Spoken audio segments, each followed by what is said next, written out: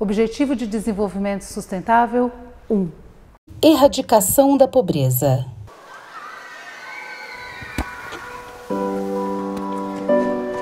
Os Objetivos de Desenvolvimento Sustentável são um apelo global à ação para acabar com a pobreza, proteger o meio ambiente e o clima e garantir que as pessoas em todos os lugares possam desfrutar de paz e de prosperidade.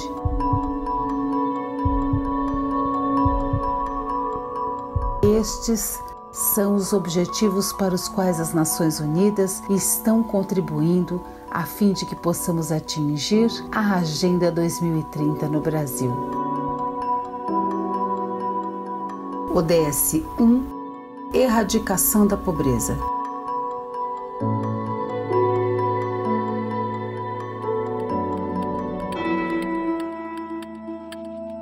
Um dos maiores flagelos da humanidade, a pobreza foi considerada pelas Nações Unidas um dos principais desafios dos Objetivos do Desenvolvimento Sustentável. Não por acaso, esse é o primeiro ODS e ele tem como foco reduzir à metade, até 2030, a população que vive em situação de pobreza.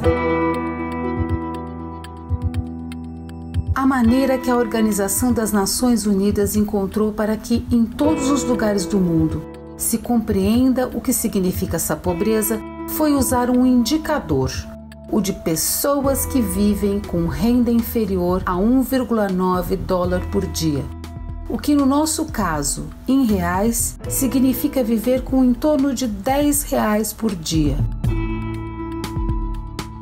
Sem dúvida, é uma meta bastante ousada.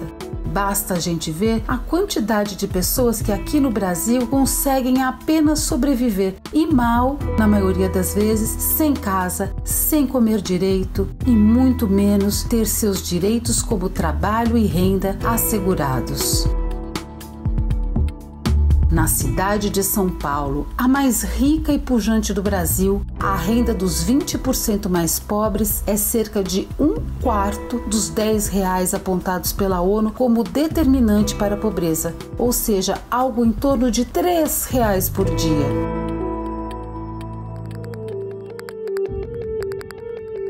Segundo o IBGE, o nosso Instituto Brasileiro de Geografia e Estatística, a população da capital paulista em 2020 era de 12,33 milhões de pessoas. 20% disso significam cerca de 2,5 milhões de pessoas em situação de extrema pobreza na cidade. E, obviamente, pessoas e famílias que dependem essencialmente de programas sociais nem sempre disponíveis e em quantidades suficientes para atender a todos. Mesmo assim, apenas para aliviar um pouco essa situação, o sistema de assistência social do município gasta anualmente cerca de R$2 bilhões para o atendimento dessa população. No entanto, a situação que já era bastante complicada ficou ainda pior diante da atual crise econômica e sanitária que assola o mundo, em função principalmente da pandemia do coronavírus. Portanto, desde 2020, para quem já vivia de maneira extremamente precária, ficou ainda mais difícil. Para garantir o atendimento da população mais carente de São Paulo, a Prefeitura mantém uma rede de centros de referência especializado em assistência social, que são conhecidos por sua sigla CRAS. São unidades que atuam em bases territoriais que ficam localizadas em áreas de grande vulnerabilidade social. As unidades do CRAS executam serviços de proteção social básica e coordenam localmente a política de assistência social.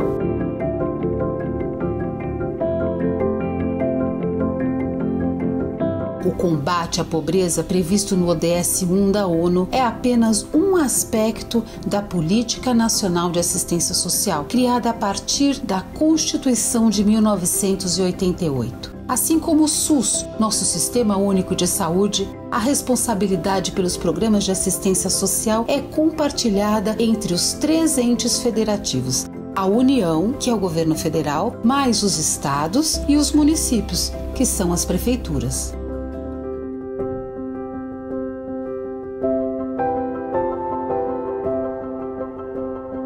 A Prefeitura de São Paulo mantém também diversos programas de apoio às famílias em situação de vulnerabilidade, como o programa Renda Mínima, que transfere valores que vão de R$ 140 a R$ 200, dependendo do número de filhos. O programa de urbanização de favelas, para dar melhores condições de vida, como redes de água e coleta de esgoto. E para dar apoio às pessoas em situação de rua, existe o Centro de Referência Especializado para a População em Situação de Rua, o Centro POP, que atende famílias e indivíduos nas mais diversas situações de vulnerabilidade social ou violação de direitos.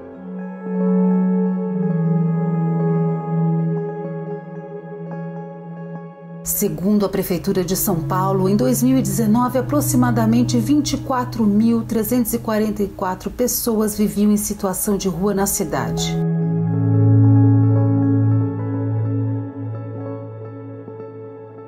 Esse número foi muito inflado com a crise econômica agravada pela pandemia de Covid-19 a partir do início de 2020.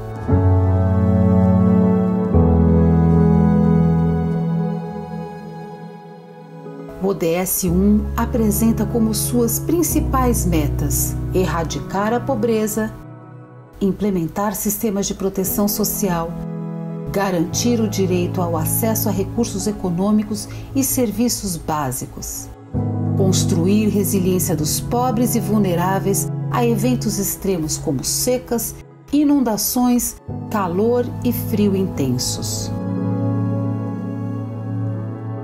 Conhecer os ODS e suas metas é fundamental para que cada instância de governo, sociedade civil e empresas possam contribuir para atingir os níveis desejáveis de desenvolvimento até 2030.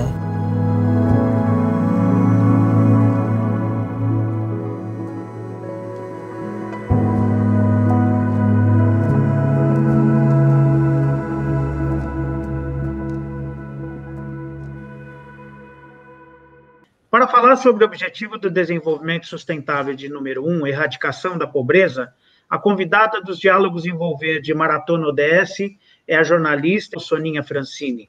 Ela também é professora, palestrante, consultora, roteirista, diretora e apresentadora de televisão, e que tem tido uma forte atuação em causas sociais e no combate às desigualdades. Soninha Francini, muito grato por poder contar com sua participação nesse projeto. Eu agradeço a possibilidade de participar e agradeço pelo projeto existir, essa maratona dos ODS, super importante.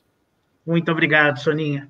Bom, acabar com a pobreza em todas as suas formas, em todos os lugares, essa é a grande meta do ODS de número 1.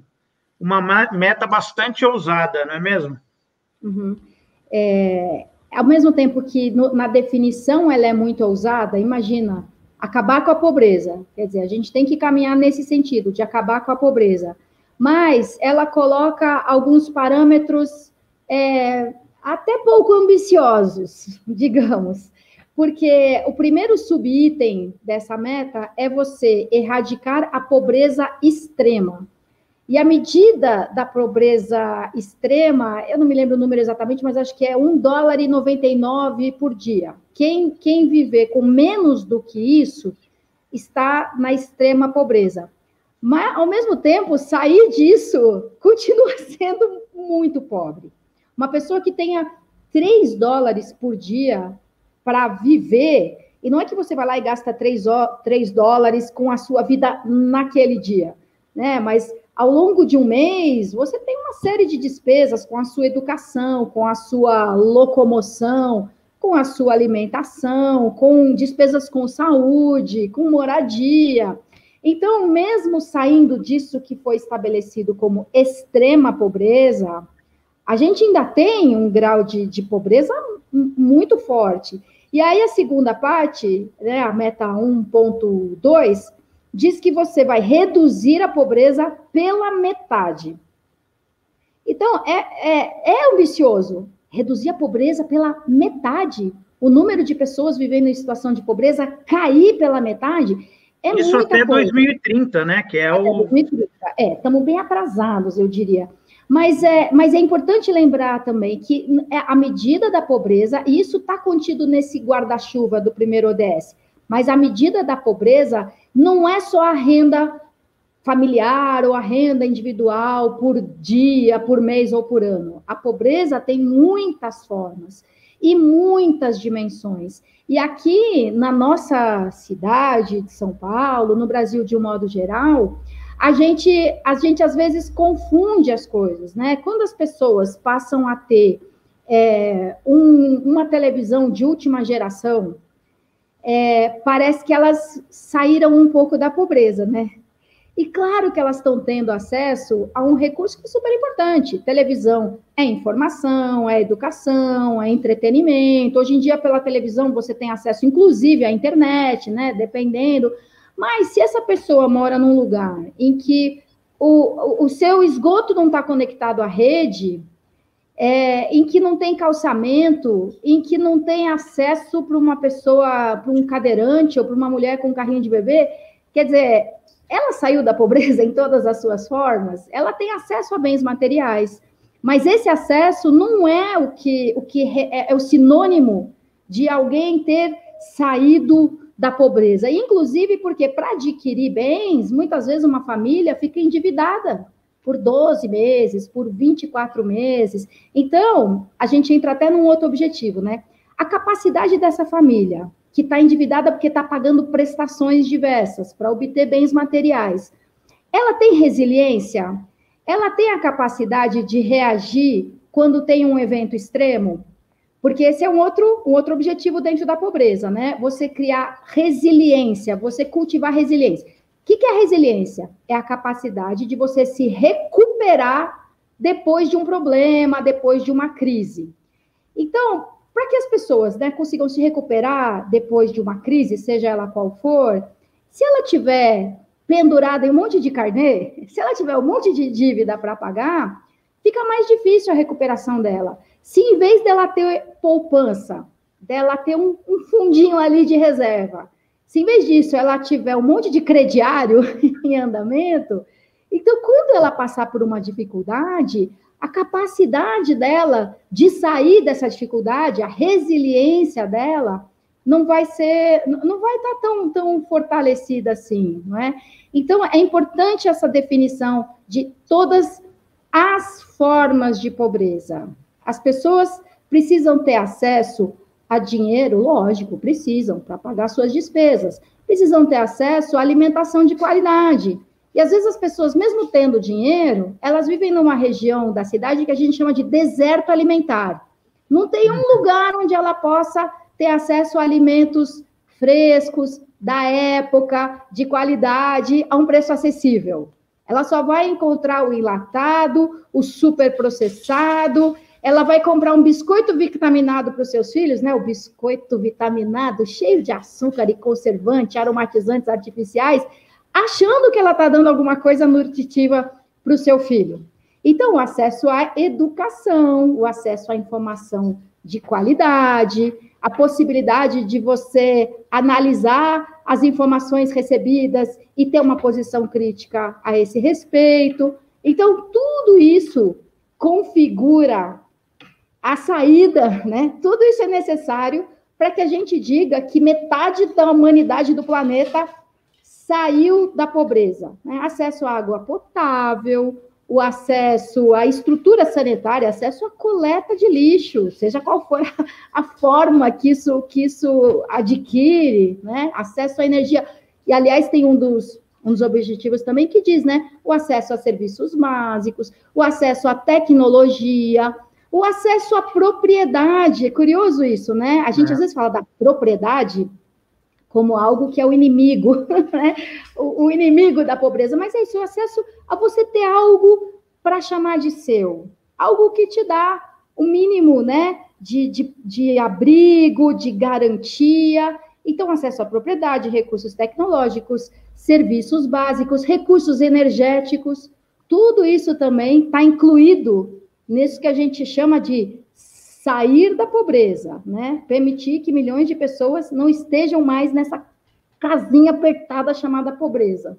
Até um dos pontos interessantes do ODS 1, que é a meta 3, ela fala em implementar muito do que você está colocando aí, sem dúvida, em nível nacional, medidas e sistemas de proteção social adequados, né? Então, nesse caso, você acredita que o papel das políticas públicas inclusivas ela é fundamental? E quais outras ações que poderiam também ser implementadas no Brasil? Porque você também colocou muitas questões aí importantes, né? Tem também a questão da segurança, né? Que é fundamental para que as pessoas possam viver um pouco mais de tranquilidade. Então, como é que você vê tanto a questão das políticas públicas e outras ações que poderiam também fazer parte desse contexto? Essa meta, né, das medidas e sistemas de proteção social adequados, essa meta eu classifiquei como o desde já, ou enquanto isso. A gente tem lá esse objetivo, não, acabar com a extrema pobreza e reduzir a pobreza pela metade. Tá, mas enquanto isso? Enquanto não chega 2030, enquanto a gente tiver milhões de pessoas na pobreza, então você precisa desses sistemas de proteção social para quem não tem o suficiente para suas seguranças todas. Segurança alimentar, segurança sanitária, segurança de convívio, segurança de ir e vir. E aí entra a política de assistência social, que ainda não é muito bem compreendida pelas pessoas, mas é isso, ela oferece essa garantia de que ninguém fica desprotegido, ninguém fica desprovido do mínimo essencial para uma existência digna. Não é só para sobrevivência, mas para viver em sociedade dignamente. Então, a gente tem um conjunto de medidas clássicas da assistência social, a gente tem as medidas de repartição de renda, né? Não sei se distribuição é a palavra que a gente costuma usar, não sei se é a melhor, mas de repartição de renda, né? Aquilo que você coleta na forma de impostos, você transforma em bolsas, em benefícios, em renda mínima, em renda básica, que é super importante. Aí a gente tem as ações de segurança alimentar, que também normalmente ficam abaixo do necessário, né? É a cesta básica. Geralmente é aquilo que a gente chama de cesta básica, que para mim deveria ser revisto, esse conceito do que é a cesta básica. A cesta básica, até pelas condições de transporte, de armazenamento, de distribuição, ela é composta muito por o quê? Por alimentos processados, é a lata de sardinha, né? A lata de ervilha, o extrato de tomate. Então, acho que o básico precisa ser redesenhado. Inclusive, durante a pandemia, a gente passou por algumas experiências assim, as crianças não podiam ir para a escola, receber a merenda, né? A alimentação escolar. E também não adiantava mandar cesta básica para a casa das pessoas que também estavam com dificuldades até de pagar a conta do gás, ou que talvez não consigam preparar aquela merenda de qualidade como a da escola. Enfim, em alguns lugares se adotou o recurso de um ticket, para que as pessoas pudessem adquirir a sua alimentação num restaurante local devidamente credenciado pelo poder público. Esse vale em que você transfere recursos para uma família, para pessoas, para que elas adquiram determinada cesta de alimentos que incluam alimentos frescos da estação, alimentos mais saudáveis. Então, a gente se adequa melhor à realidade de cada região, né? Porque você tem acesso a algumas coisas mais, em outros casos você tem menos. Então, se você tiver esse voucher, nesse caso, esse ticket, ele facilitaria esse acesso, né? Seria mais regionalizado.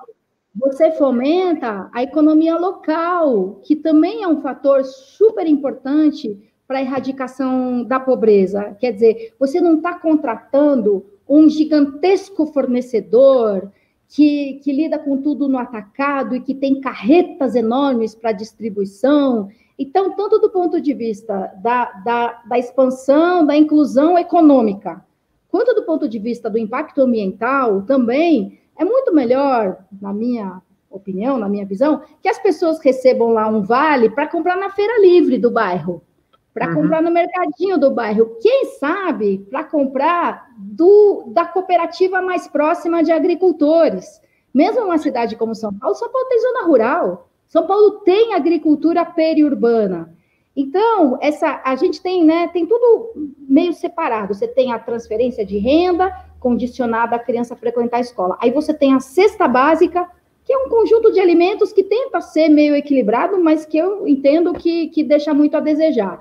E aí você tem os serviços de acolhimento, né? Tem os albergues para a população em situação de rua, tem as casas que recebem mulheres vítimas de violência, crianças que por alguma razão foram afastadas da sua família também por sofrerem algum tipo de violência. Então, a gente tem esse pacote básico da assistência social que é super importante, mas tem outras medidas, né, de proteção social que envolvem muitos outros órgãos públicos. Não tem como a gente falar em proteção social adequada sem falar de mobilidade, do acesso. Como é que você tem acesso a serviços públicos se você não tem dinheiro para a passagem do ônibus? Então, essa também é uma questão crucial nas cidades, numa cidade grande como São Paulo. Se você tem áreas de lazer e não consegue chegar, você tem parques gratuitos, atrações culturais gratuitas, bibliotecas, centros culturais, mesmo ensino gratuito. Mas o deslocamento é um impeditivo. Então, a gente também está falando de um sistema de proteção social. E você vê, isso não entra muito na política de assistência social. E eu também acho que precisa entrar. Para a gente falar de acesso básico a serviços públicos, né, a bens públicos, de algum jeito, a mobilidade tem que entrar aí na conta da assistência social. Perfeito. Uma coisa que você falou, que eu acho que vale a pena a gente estender um pouquinho mais, entrar mais no detalhe. A meta 1 do ODS 1, a meta número 5, ela fala dessa questão da climática, né, que é colocada como um grande complicador para pobreza, né? E tempos atrás pouco se falava disso, era uma coisa assim, mudanças climáticas é um problema de outras pessoas, né? De pessoas que têm mais dinheiro, que são ricos, que podem se preocupar com isso. Mas a gente sabe que são exatamente as pessoas mais pobres as que sofrem as maiores consequências, né? Elas acabam estando mais vulneráveis a essas questões. Como é que você vê se tratar, inclusive, até mesmo o próprio poder público, tratar disso para minimizar o máximo possível essas consequências das mudanças climáticas atingindo as pessoas mais pobres? Então, em grande escala, falando mais de um ecossistema do tamanho de uma cidade ou de uma região metropolitana, a gente precisa continuar, precisa expandir muito as nossas ações para desacelerar as mudanças climáticas, para desacelerar o aquecimento global. A gente não pode simplesmente se conformar. Então, isso significa aumentar a cobertura vegetal, por exemplo, acabar, assim, combater o desmatamento ilegal, rever as regras para o desmatamento legal, quando elas forem permissivas demais, e aumentar cobertura vegetal, cobertura arbórea. É super importante por várias razões. Outro dia eu vi alguém dizer que plantar árvore é plantar água. Então, tem a ver mesmo, né? Para você tentar evitar a ocorrência de tantos eventos extremos e ocorrência cada vez mais frequente e eventos cada vez mais graves. Mas a gente, ao mesmo tempo, a gente tem que fazer alguma coisa agora. Emergência em relação aos impactos que o aquecimento global, que as mudanças climáticas têm na vida das pessoas. Então, uma dessas medidas urgentes é o combate às enchentes, né? Outros lugares podem ter outros problemas, mas as enchentes em São Paulo causam danos terríveis, perda de vidas, perda de moradia, perda de bens, né? As pessoas da noite para o dia perdem tudo que elas tinham, perdem a casa, perdem o carro, perdem os bens, perdem todos os livros da escola, perdem o seu meio de sobrevivência, as suas ferramentas. Então, a gente precisa tratar disso como a gente trata do incêndio. Quando tem um incêndio, todo mundo corre para, né, chama os bombeiros, a mangueira, o que tiver para apagar o fogo. A gente tem que pensar na enchente como algo que exige esse tipo de ação imediata nossa. Claro que não é fácil, lógico que não, mas muito menos se a gente não pensar nisso quando ainda está seco. Por exemplo, a cidade é uma estufa, é um forno, e aí quando tem a precipitação, ela vem muito mais violenta, concentrada, e a água não tem nem para onde ir. E isso, né, como você já falou, afeta muito mais as pessoas mais pobres, porque uma coisa é você morar no 20º andar do prédio e alagar a garagem do seu prédio. Outra coisa é você morar numa encosta, cai a casa, cai a encosta, cai tudo. Então, os pobres são muito mais afetados porque moram em lugares menos urbanizados, menos preparados, menos com uma infraestrutura de um modo geral, né? Com uma infraestrutura mais precária. Se não é sua casa que cai, cai a rua inteira é levada, você não tem mais acesso na sua casa. Então, a gente precisa tratar desse fenômeno do excesso, da concentração de chuvas violentas num pequeno espaço de tempo e num pequeno espaço geográfico. É importante ter uma ação de despoluição de córregos que vai ter uma série de resultados positivos, educativos, inclusive. As pessoas lembrarem que aquilo que passa ali é um rio, é um riacho, não é um esgoto. Virou esgoto também por nossa culpa. Então, para que a gente conviva melhor e dê o valor devido às águas, a gente precisa, por exemplo, despoluir os nossos rios e ser mais criativo nas maneiras de despoluição. A gente não pode pensar só naquela captação convencional da rede de esgoto que leva para uma estação de tratamento gigantesca. E como as cidades têm muitas ocupações informais, sem planejamento, autoconstrução, tudo isso, às vezes você não consegue mais fazer a conexão à rede de esgoto no modo convencional, de um loteamento planejado. Então, a gente pode apelar para outro tipo de soluções, as tais soluções baseadas na natureza, em que, ou pelo menos em escala menor, você fazer o tratamento de esgoto de maneira mais setorizada, mais regionalizada. A gente precisa investir nisso, precisa investir em tecnologia, e isso é geração de emprego e renda também. Tem toda uma nova frente de negócios que pode ser aberta e que também é importante no mundo em que muitas profissões estão sumindo. Então, empregos vão sumir, mas tem outras áreas que precisam muito do trabalho das pessoas, o trabalho criativo, o trabalho inventivo, o trabalho coletivo. E essa área ambiental é uma delas, que oferece grandes possibilidades. É um ponto que talvez importante também colocado pela ODS 1, Erradicação da Pobreza, é a questão, aliás, que perpassa por muitos outros ODSs, que é a cooperação, que você está colocando na questão de empregos, né, que é um ponto importante, talvez uma mobilização significativa de recursos, né, a partir de uma variedade de fontes, com apoio de países desenvolvidos, contribuindo para melhorar os meios adequados e previsíveis, né, para chegar nos países mais pobres, talvez seja um caminho interessante também. Programas e políticas que contribuam para acabar com a pobreza em várias dimensões.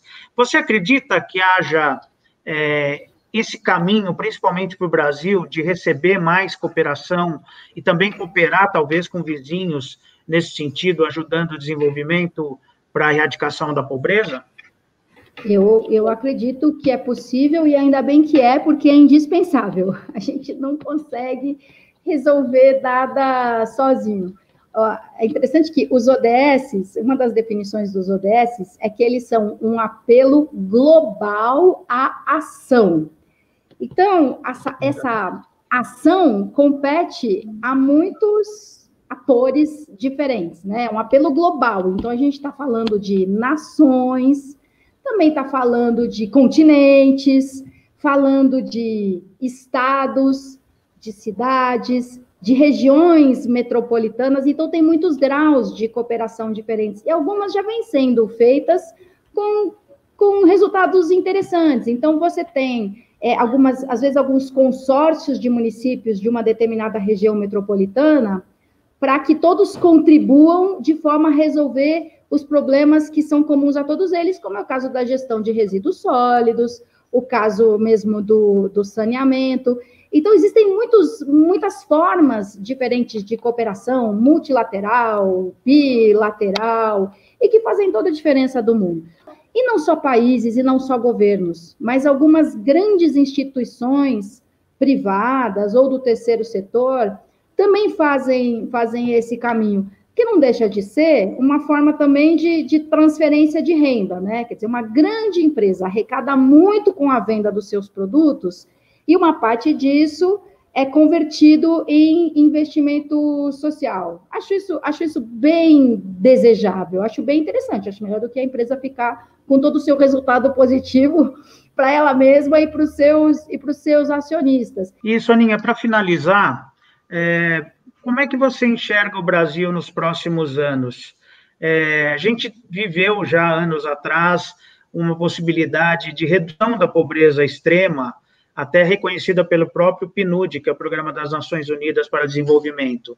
E agora, mais recentemente, a gente já, graças também por várias questões e também com a pandemia, nós vimos as pessoas voltando para a pobreza. Você acredita, você é otimista com relação ao fim da pobreza no Brasil nos próximos anos?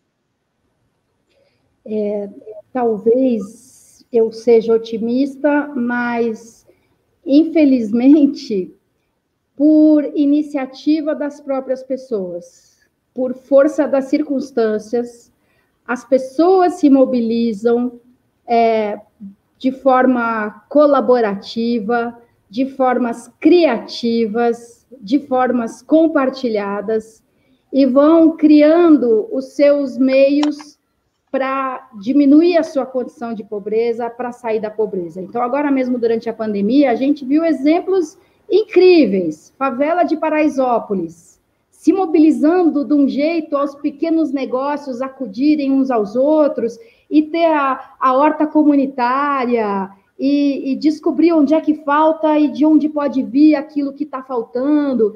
Então, eu vejo mobilizações sociais muito interessantes nesse sentido e muito avançadas em relação ao que os governos vêm fazendo. A gente ainda tem muito de informalidade, com todo o valor que isso tem, da criatividade, da inovação mesmo, isso é muito nosso, mas a informalidade, ela traz muita insegurança, e aí bate lá com o objetivo da resiliência, de como tornar as pessoas menos vulneráveis à crise econômica, climática, sanitária e outras catástrofes. Então, a gente ainda tem um contingente gigantesco de pessoas que se sustentam de meios informais, sem a garantia de uma poupança que vai se traduzir em aposentadoria mais na frente, ou que vai se traduzir em auxílio-doença, se ela precisar parar de trabalhar, ou em auxílio-maternidade, se ela engravidar. Na informalidade, você não tem nada disso. Então, eu vejo a gente muito longe de resolver essa questão da informalidade, porque para ser formal é duro, é difícil, é penoso, é custoso. Às vezes as pessoas querem ser formais no seu negócio, mas não conseguem cumprir todos os requisitos, não conseguem tirar todos os documentos, pagar todas as taxas, obter todas as certidões. Então, a gente ainda precisa, como Estado, como poder público, caminhar num sentido de facilitar a formalização de negócios, de iniciativas, no sentido de dar uma segurança para as pessoas e uma segurança para o Estado. O Estado precisa ser abastecido dos impostos sobre atividade econômica, para que possa fornecer a proteção social, a previdência, o Sistema Único de Saúde. Então, o nosso universo de informalidade ainda me preocupa. Quando eu ando por aí pela cidade, vejo a quantidade de gente vivendo de bico, de informalidade, de um negócio que não tem nenhum tipo de registro, de um emprego que não tem nenhuma garantia. Isso me preocupa muito. E, para concluir, quando eu falo do Estado que precisa da arrecadação para poder prestar os serviços, o nosso sistema de arrecadação é caótico, né? Você tem um imposto de renda que pesa muito no lombo do assalariado, que tem o olerite, que tem o imposto descontado na folha, retido na folha de pagamento, e uma alíquota que para algumas pessoas, a alíquota máxima não faz diferença nenhuma. Não faz diferença nenhuma. Então, porque aquilo que sobra depois do imposto recolhido ainda é muito. Então, e o recurso vai todo para a União, que distribui muito mal pelos municípios. Então, a gente tem uma grande regra aí, que é essa regra tributária e da relação entre município, Estado e União, que não ajuda a erradicação da pobreza, que não dá o suporte que a sociedade precisa.